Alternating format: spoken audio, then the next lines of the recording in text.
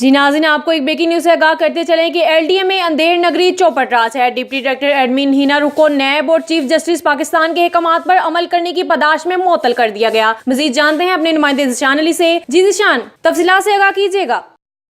जी बिल्कुल Kiran, chief justice of Pakistan Saqib Nisar के अहकामात पर अमल दरामद करना खातून डिप्टी डायरेक्टर LDA को महंगा पड़ गया और साफ पानी केस में इजाफी तनख्वाह की मद में 22 लाख रुपए से जायद रकम की अदायगी की क्लीनेस तक शकील भट्टी जो कि ग्रेड 17 के अफसर की तैनाती नहीं हो सकती। चीफ जस्टिस ऑफ पाकिस्तान के इन अहकामात की रोशनी में जब खातून डिप्टी डायरेक्टर हिना रुख ने चार्ज लेने से कबल फाइल पर नोट दिया तो LDA में तैनात होने वाले ग्रेड 17 के ऑफिसर शकील भट्टी ने ग्रेड 18 की सीनियर ऑफिसर को इंतकामी कार्रवाई का निशाना बनाते हुए मुअत्तल कर दिया है, जिस पर दीगर अफसरान में भी खौफो फराज फैल चुका है और चीफ जस्टिस ऑफ पाकिस्तान से नोटिस लेने की अपील भी की जा रही है। जी बहुत शुक्रिया तफसीलात से आगाह करने का।